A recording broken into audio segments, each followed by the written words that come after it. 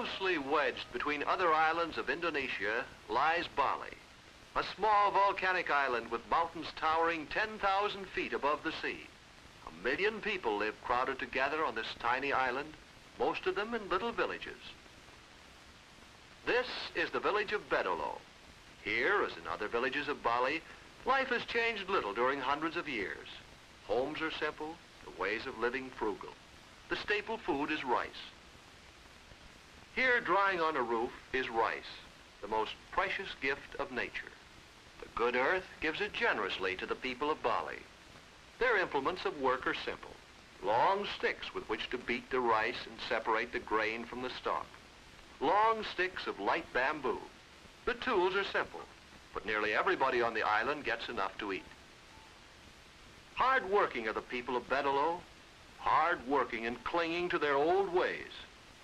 The women of Bedolo perpetuate the time-honored craft of spinning. Using the same tools as their ancestors, they fashion garments for the coming festival of the New Year. Their looms and spinning wheels were made by village craftsmen. The patterns woven into the ceremonial scarves and sarongs, along with the skill of weaving, have been passed on from mother to daughter.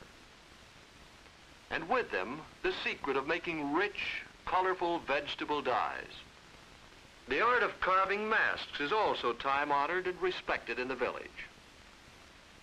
Ceremonial masks carved out of the native wood are appropriately painted for dance rituals. In Bedolo, the most important person is the village priest. He has the knowledge, skill, and right to perform religious ceremonies, to interpret the meaning of signs and omens, and to conduct services.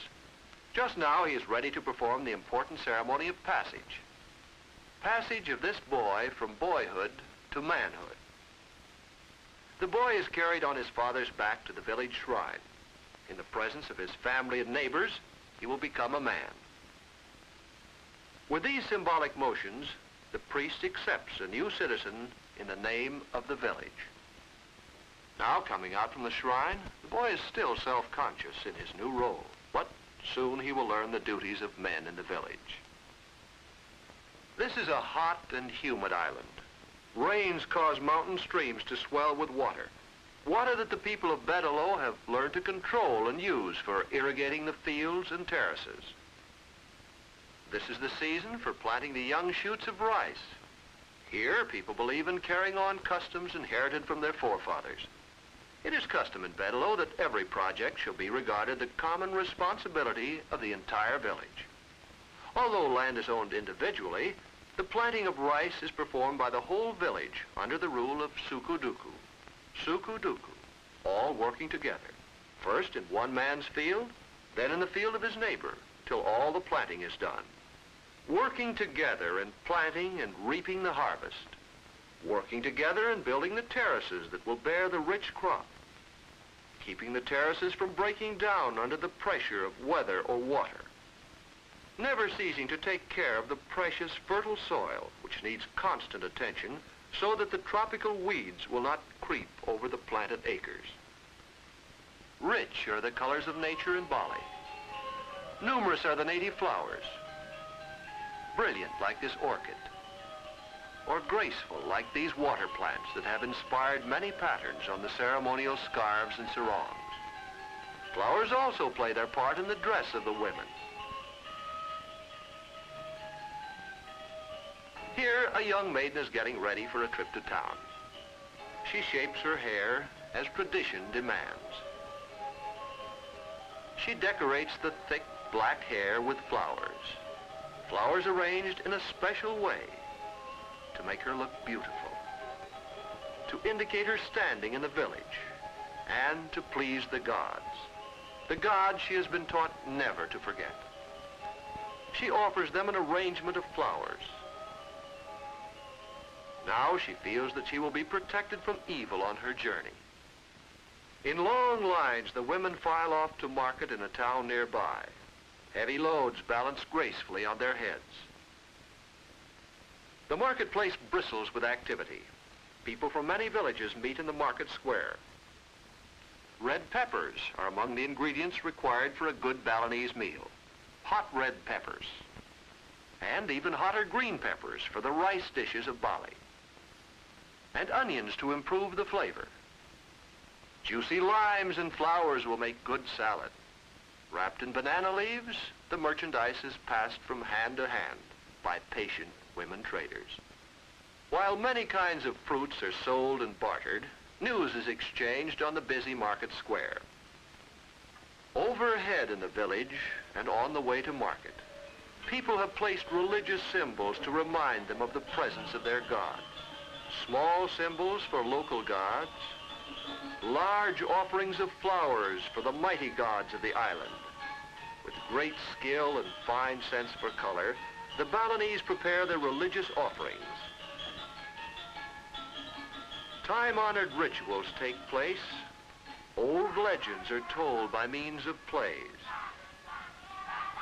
In this legend, the struggle between good and evil is acted out.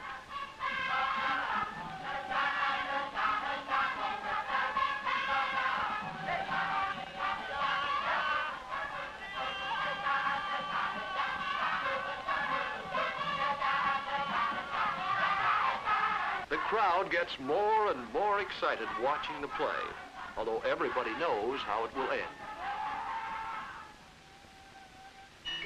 Once a year, the villagers of Bedalo join neighbors from far and near across the island on the journey to a temple overlooking the ocean, a temple built on a picturesque bluff above the white surf. They carry food offerings that will be presented to the gods in spirit, but later will be eaten by the pilgrims themselves.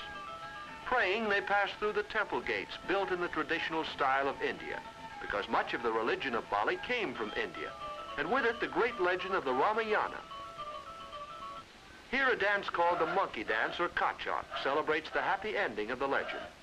In the story, Queen Sita, the beautiful wife of the holy King Rama, is kept prisoner in the castle of the demon Ravana. The monkeys helped King Rama to defeat the demons of Ravana and to liberate his queen.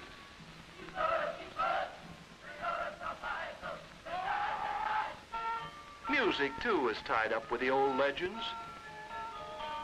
And the same is true of the dance.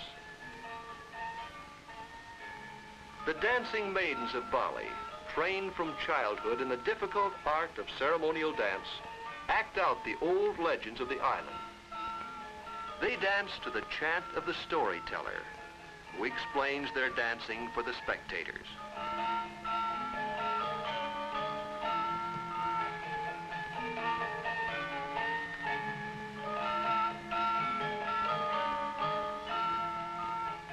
In spite of the many holidays and ceremonies, the work must go on in the village of Bedalo. The rice is yellowed to ripeness and will soon be ready for harvesting. Harvesting by all the villagers together. But first, the goddess of rice must be thanked with the first sheaf of rice and flowers. Each man in his shrine pays tribute to the goddess. Each in his own way expresses his humble thanks. And then harvesting. Harvesting sukuduku by working together to take the precious grain from this field to the village, to select the best grain for new seedlings. Carefully, workers pull stalk after stalk. They believe that this will please the goddess, whose hair the rice is supposed to be. Carefully, they gather the rice so little of it will be lost. And thus, religion and practical reasoning join hands to protect the rich harvest as a reward for the months of work and care. And while this field is being harvested, other fields are growing a new crop.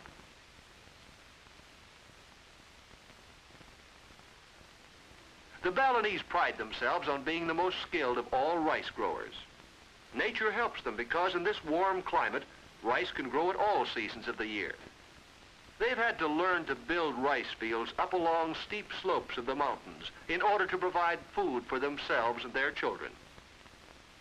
The land in Bali must yield many harvests to feed the 1 million people of this beautiful, tiny island, squeezed between the larger islands of the young Republic of Indonesia.